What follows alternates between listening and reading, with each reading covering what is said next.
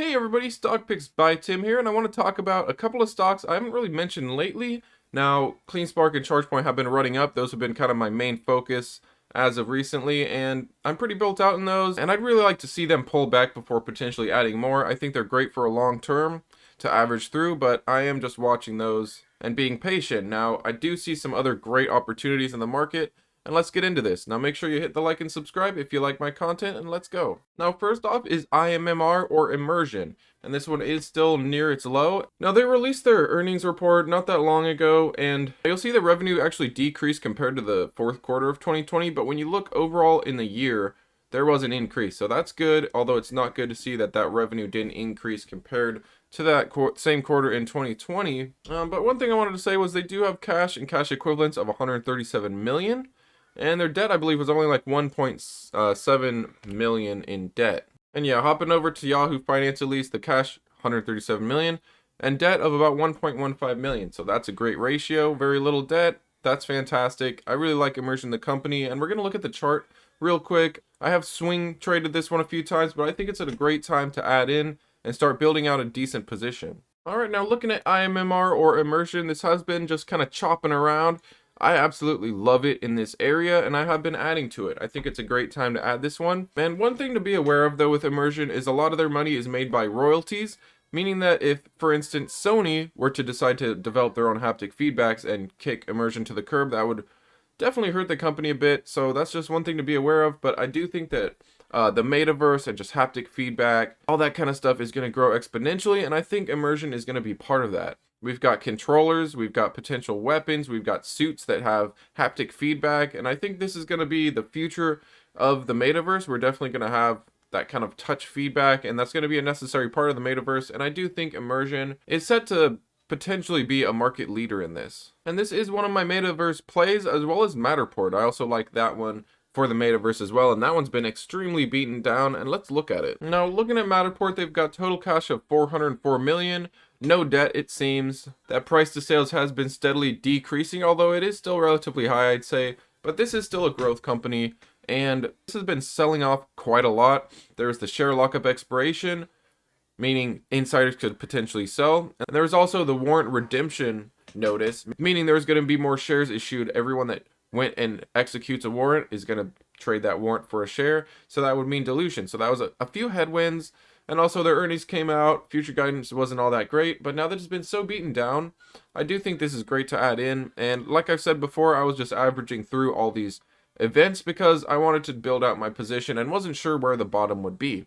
But I have been adding to this one. I like the potential growth of the metaverse, and I think Matterport is going to command a lot of this with their digital spaces. They can get a physical property and put it into the virtual metaverse, into any metaverse potentially. I think Matterport is going to grow a lot, and sitting here right now at about 2.29 billion. This was close to about a $6 billion company, if not more, not that long ago. Yeah, I mean, in December, it was like a $5.1 billion company, and I would think it was higher than that at one point, but this has been extremely beaten down. And let's look at the chart real quick. I'm just going to give you my thoughts there. And looking at the chart on Matterport, this was sitting at about $35, started just selling off, has been in a downtrend since. We hit this bottom point of about 620, and then we just kind of bounced from there, tried to push higher. So keep an eye on this. I think this is a great area to buy.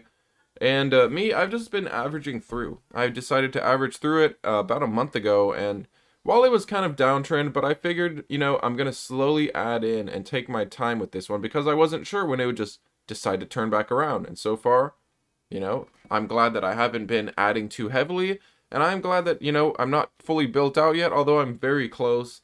I expect to be built out on this one probably by the end of this month. So I've got a couple more times I want to add in, and then probably just put Matterport on the back burner, unless it was to potentially come down under these lows. But I'm gonna put it on the back burner and just let it do its thing and hold it for the mid to long term. Now I do think you're gonna have to be relatively patient with Matterport. I don't think it's just gonna run up overnight, 20-30% or anything. We're gonna have to be patient. We're gonna have to maybe potentially as a sympathy play, if Facebook starts running up, you might get the metaverse plays and even the metaverse cryptos running. It all depends, but just keep an eye on Matterport. I think this is a great company to get into, and it's got really an innovative technology. Just be aware that it is going to be a waiting game with this one. I'm going to be holding this likely a year, if not 2 years, 3 years. But that's Matterport. I don't think it's going to be down in this price much longer. I could be wrong though. All right, now next up, I want to get into PayPal and something to think about here. So in 2020 and 2021, PayPal added a total of 121 million net accounts. This business undoubtedly benefited from the rise in electronic payments due to, CV-19. So 2022 won't come close to resembling the recent past for PayPal. Management basically lowered their guidance. They expect to add just 15 million to 20 million new net active accounts during the year. I think this is sandbagged. I think this is an under promise, and I think they will deliver much more than 20 million. I mean, we had 121 million, and they gave really low guidance. And I think this is a great opportunity for PayPal because I think they're going to far outperform 20 million. In my honest opinion, I could be wrong, but I think that since they gave such low numbers, it caused a bit of a sell-off. It caused a lot of short-term worry, short-term doubt, but I think they're going to beat these numbers and it's going to cause a nice little euphoric run. Now we're going to get into the chart in just 1 second, but I also wanted to go over this. Now this article mentions Daryl Esch, who is the Senior Vice President and General Manager of Venmo, which is part of PayPal. Venmo is part of PayPal. And he expects Venmo to grow faster than PayPal for the foreseeable future. We're only at the beginning of our move in the commerce space in particular, and we're obviously still only in the US.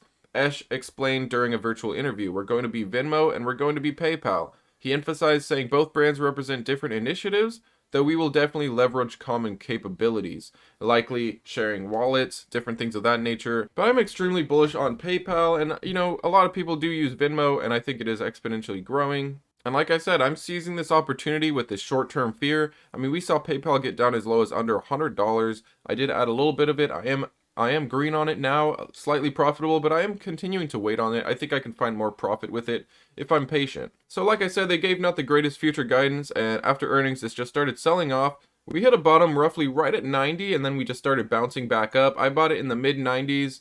I started buying right at under 110.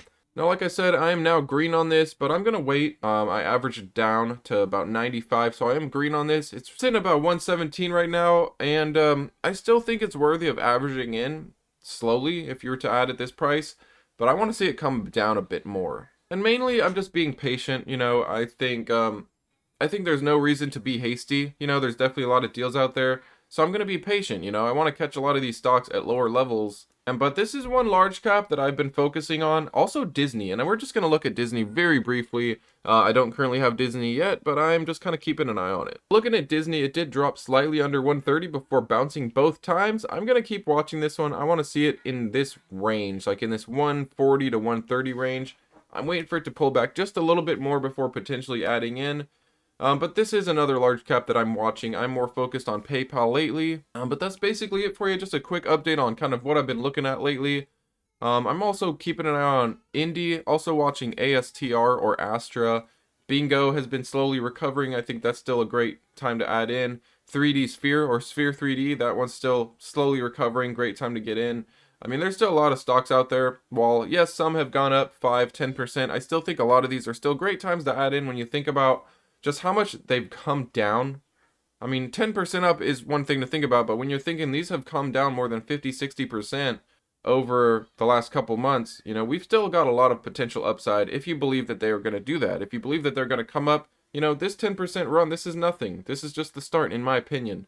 But of course, the market could start turning around, things could start going worse, but honestly, I think things are going to slowly recover a little bit more, but I will be quick to take some profits. But that's basically it for you. Make sure you like and subscribe, and I will see you guys next time.